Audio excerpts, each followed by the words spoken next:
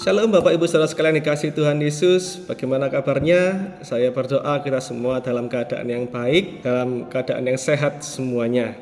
Amin. Renungan pada hari ini saya ambil dalam 2 Tawarik pasal yang kelima ayat 13 sampai 14. Demikian firman Tuhan. Lalu para peniup nafiri dan para penyanyi itu serentak memperdengarkan paduan suaranya untuk menyanyikan puji-pujian dan syukur kepada Tuhan. Mereka menyaringkan suara dengan nafiri, ceracap dan alat-alat musik sambil memuji Tuhan dengan ucapan sebab Ia baik, bahwasanya untuk selama-lamanya kasih setianya. Pada ketika itu rumah itu yakni rumah Tuhan dipenuhi awan, sehingga imam-imam itu tidak tahan berdiri untuk menyelenggarakan kebaktian oleh karena awan itu, sebab kemuliaan Tuhan memenuhi rumah Allah. Amin.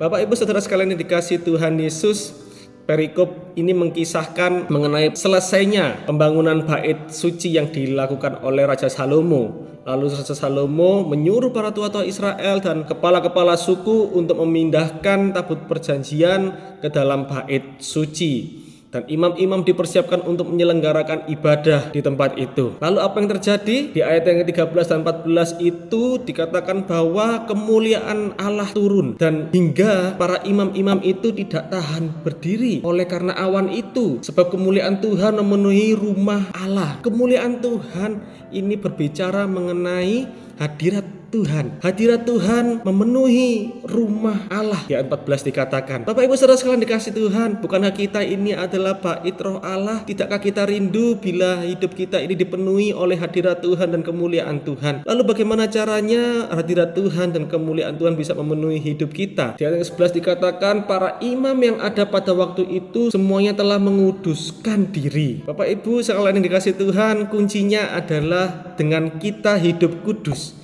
Bila kita ingin hidup kita dipenuhi oleh hadirat Tuhan, dipenuhi oleh kemuliaan Tuhan, hendaknya kita hidup kudus, hidup dalam kekudusan, sebab Allah adalah Allah yang kudus. Dalam Roma 12 ayat yang ke-1 dikatakan, persembahkanlah tubuhmu sebagai persembahan yang hidup, yang kudus dan yang berkenan kepada Allah, karena itu adalah ibadahmu yang sejati. Dalam Ibrani 12 ayat yang ke-14 dikatakan, kejarlah kekudusan, sebab tanpa kekudusan tidak seorang pun akan melihat Tuhan. Oleh karena itu Bapak Ibu Saudara yang dikasihi Tuhan Yesus, marilah kita hidup kudus, hidup dalam pertobatan setiap hari. Kita minta ampun akan dosa-dosa kita, baik yang tidak sengaja maupun yang sengaja yang kita perbuat dalam hari ini. Kita hidup dalam pertobatan, hidup dalam kekudusan, kita hidup mengerjakan keselamatan kita dengan takut dan gentar. Dan ya, saya yakin dan percaya hadirat Tuhan, kemuliaan Tuhan akan memenuhi hidup kita semua.